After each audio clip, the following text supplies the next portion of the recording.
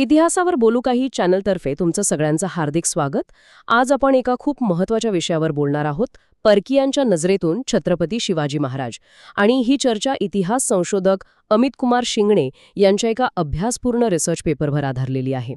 तर आपण हे बघूया की शिवाजी महाराजांच्या काळात किंवा नंतरही जे परदेशी लोक होते त्यांनी महाराजांबद्दल काय लिहून ठेवलंय, काय निरीक्षणं आहेत त्यांची. सुरुवात कुठून करायची? युरोपीय प्रवासी बरेच होते ना तेव्हा. हो, अगदी. सुरुवात करूया फ्रान्सुआ बर्नियर पासून. हा एक फ्रेंच वैद्य होता. 1656 ते 1668च्या दरम्यान इथे होता तो.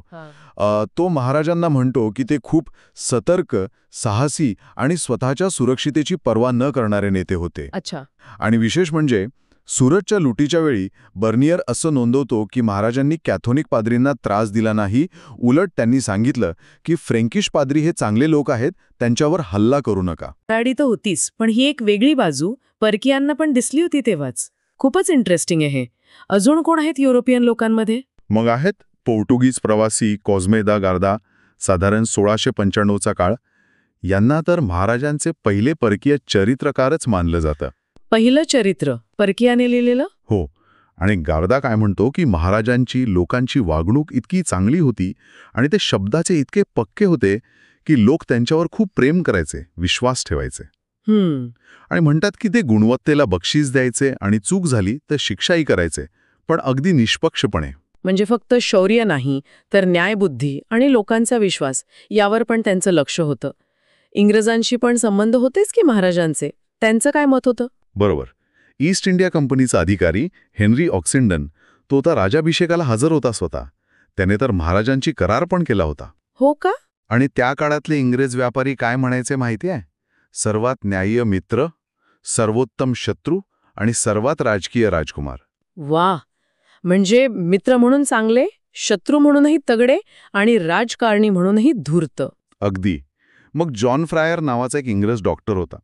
त्याने महाराजांच्या प्रशासकीय ज्ञानाबद्दल लिहिलंय, म्हणजे राजकीय परिस्थितीचं त्यांचं विश्लेषण किती अचूक असायचं याबद्दल.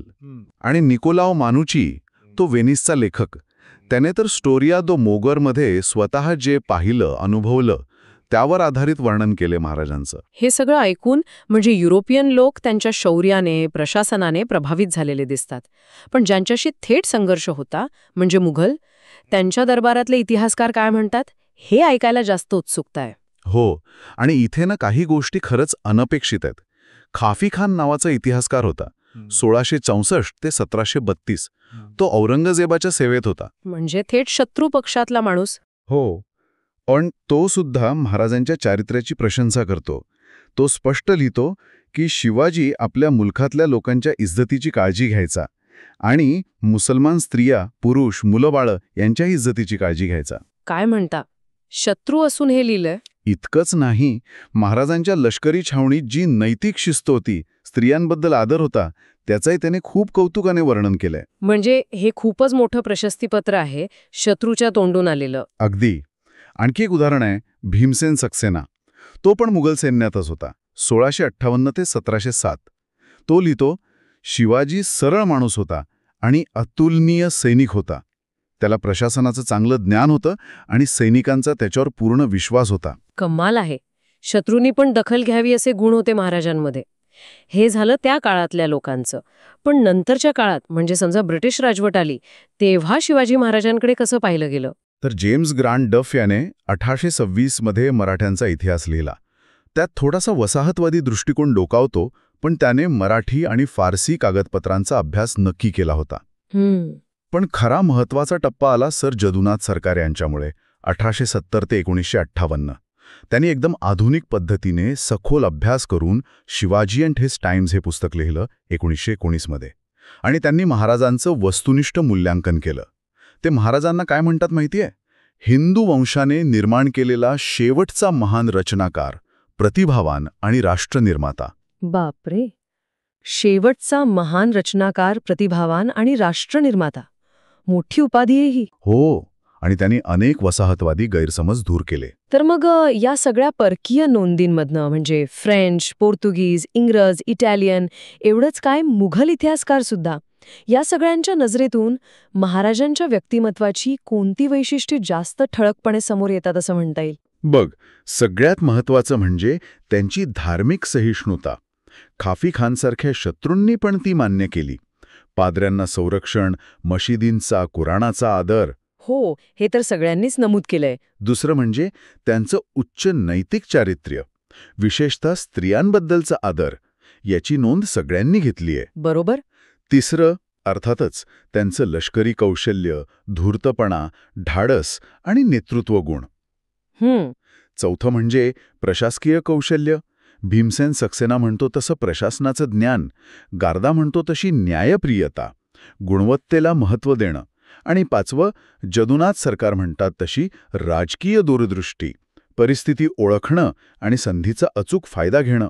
म्हणजे या परकीय नोंदी पण हेच अधोरेखित करतात की छत्रपती शिवाजी महाराज हे फक्त एक महान योद्धे नव्हते, तर ते एक विलक्षण प्रतिभेचे प्रशासक होते, दूरदृष्टीचे राजकारणी होते आणि अत्यंत उच्च नैतिक चारित्र्याचे व्यक्ती होते. अगदी बरोबर.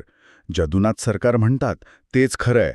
महाराजांची महानता फक्त त्यांनी किती प्रदेश जिंकला यात नाहीये, तर त्यांनी किती प्रतिकूल परिस्थितीत अक्षरशः शून्यातून स्वराज्य निर्माण केलं यात आहे. आणि बघ ना, किती वेगवेगळ्या संस्कृतीचे लोक, फ्रेंच, पोर्तुगीज, इंग्रज, इटालियन, डच आणि अगदी फारसी शत्रूसुद्धा त्यांच्या गुणांची तारीफ करतात.